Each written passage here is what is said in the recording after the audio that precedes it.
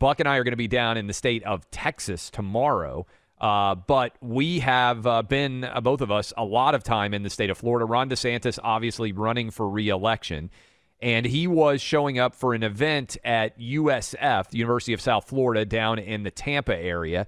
And there were kids waiting behind him who were wearing masks. And this is not even as the event is beginning. This is as Ron DeSantis is walking up off the mic, talking to the kids, all with masks on behind him. Listen to this. You do not have to wear those masks. I mean, please take them off. Honestly, it's not doing anything, and we got to stop with this COVID theater.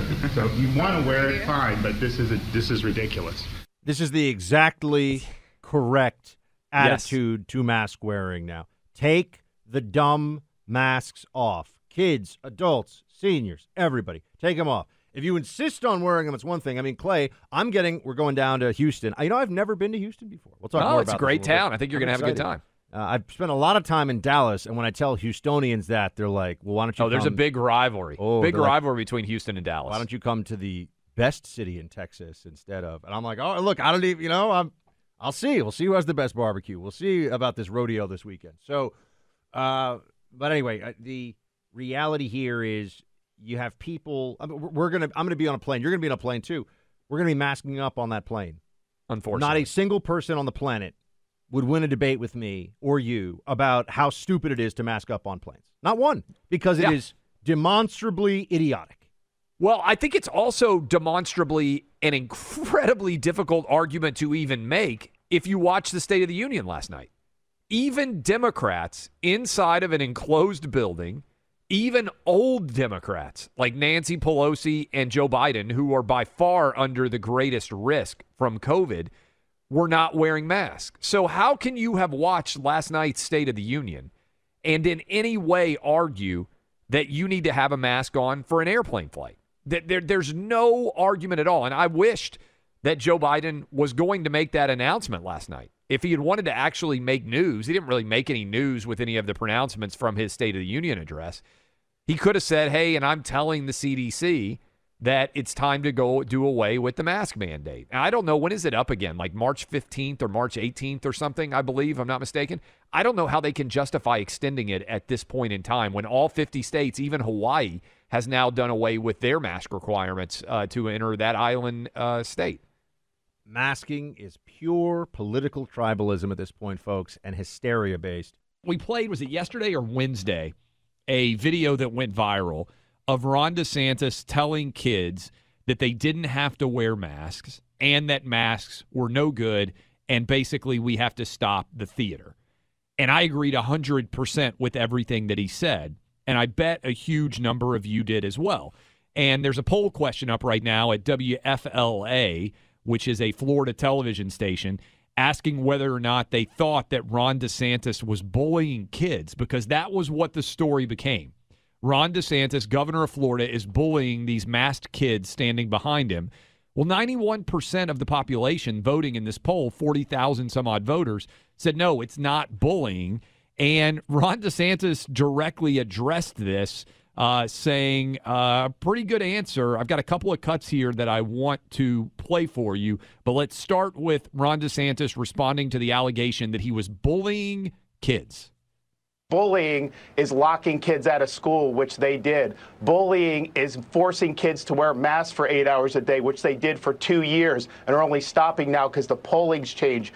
Bullying is kicking people out of work because of vaccine mandates. We fought all of those policies in Florida. We lifted people up and we liberated them from local school boards and governments that imposed them. Boom. Absolutely correct. And I think everyone needs to be ready for this. You're going to get a lot more of this going forward, where now that the left doesn't just have the brute force of the state to make you mask up and social distance and all these things, and they have so much of the left-wing base is still crazy. I mean, we played before the mask us up people who are chanting it on the streets. They demand to be masked. I mean, go ahead, mask yourself up. We can also tell you this is still a free country for now. We're allowed to tell you that masking up outside, inside is stupid and pointless. We're allowed to tell you that. And, in the early days, I remember, Clay, it started out as hey, maybe people should do, like, consider it, do it, whatever. And then it became, you must do this or else. We'll ban you from the airlines forever. Your child will be separated and suspended from other children in school if they won't mask up. They were vicious about this. And now they want to turn around and be all, hey, let's be nice to each other. No, I'm sorry. It's payback time for the double-masked, outside alone, crazy libs who have completely abused the mass movement that they had going for a while to make all of us go along with their lunacy.